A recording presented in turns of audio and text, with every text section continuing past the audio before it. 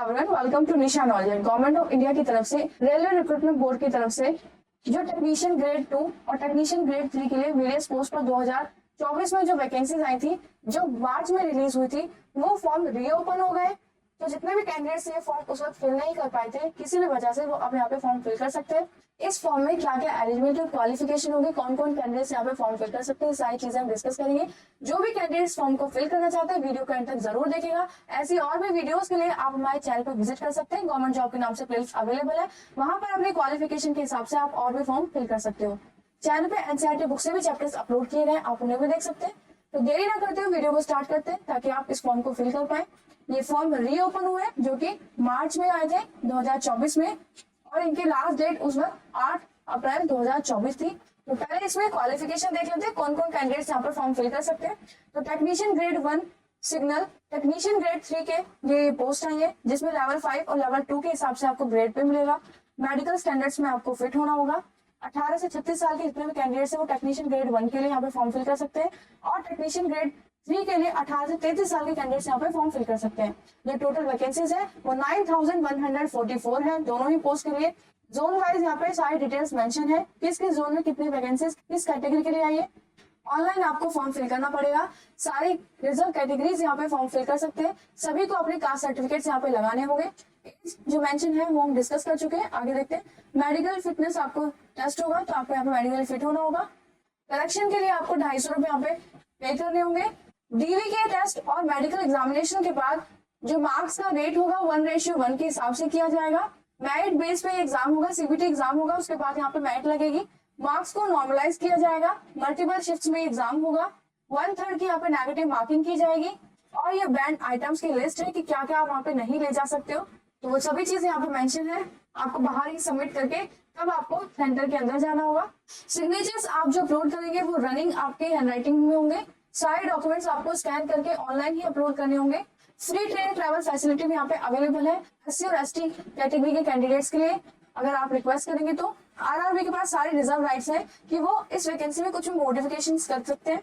Medical standards यहाँ पे mention है, जिसमें आपका विजन टेस्ट होगा, हियरिंग टेस्ट होगी, तो वो सारी चीजें आपको फिट होने चाहिए, जिसमें आपकी distance vision, near vision, specs लगा के और विदाउट स्पेक्स सभी तरह से यहाँ पे चेक किया जाएगा।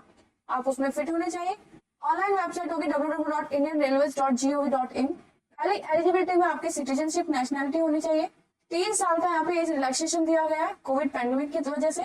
सारी कैटेगरीज के लिए यहाँ पे एज रिलैक्सेशन मेंशन है, जिसमें एससी एसटी के लिए 5 साल, ओबीसी नॉन क्रिमिनल के लिए 3 साल, सर्विसमैन जो अनरिजर्व और ईडब्ल्यूएस कैटेगरी से फॉर्म फिल करेंगे उनके लिए 3 साल, ओबीसी नॉन क्रिमिनल सर्विसमैन के लिए 6 साल और एससी एसटी के लिए 8 साल।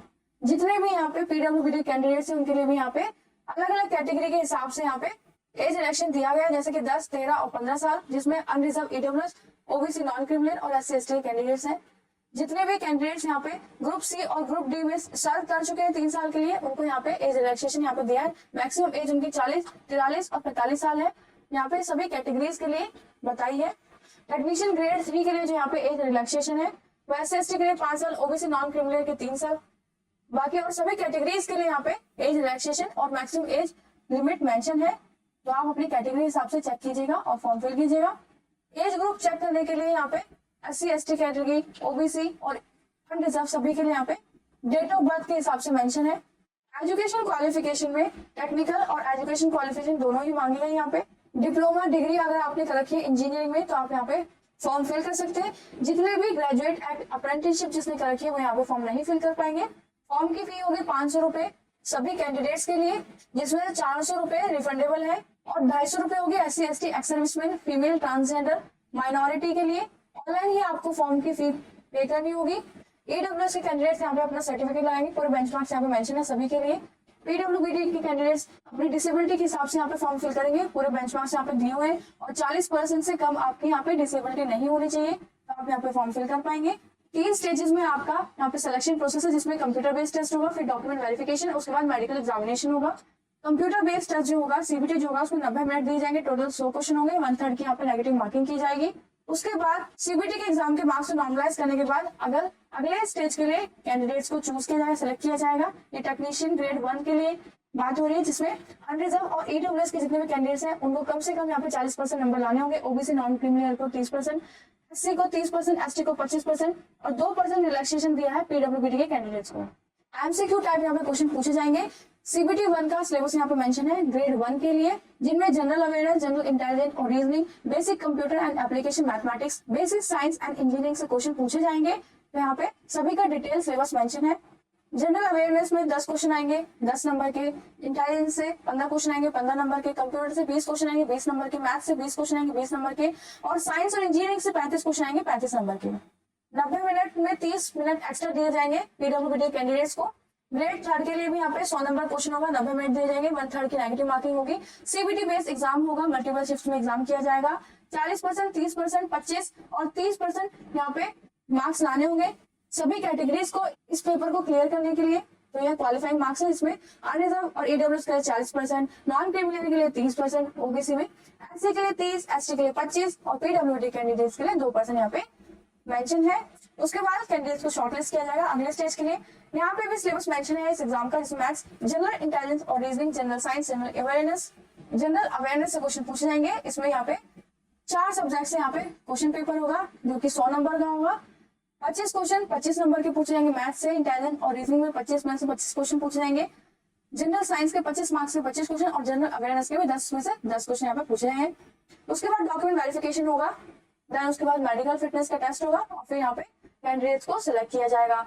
यहाँ पे सारे सेंटर्स मेंशन है, तो आप अपनी प्रेफरेंस के हिसाब से उन सेंटर्स को फिल करेंगे एग्जाम के लिए। मीडियम ऑफ एग्जामिनेशन जो है, क्वेश्चन पेपर जो आएगा आपका वो इन सभी 3 रीजनल लैंग्वेज में आएगा, इंडियन 3 लैंग्वेज में। तो आप अपने हिसाब से चूज कर सकते हैं लैंग्वेज। और जो CBT बेस्ड एग्जाम होगा उसमें हिंदी और इंग्लिश दोनों लैंग्वेज में क्वेश्चन पूछे जाएंगे और अपने हिसाब से आप और भी लैंग्वेज यहाँ पे चूज कर पाएंगे। फिर आपके कॉल लेटर्स आएंगे और उसके बाद सिलेक्शन होगा। डिफरेंट जोन्स के लिए यहाँ पे पूरी लिस्ट मेंशन है कैटेगरी के हिसाब से।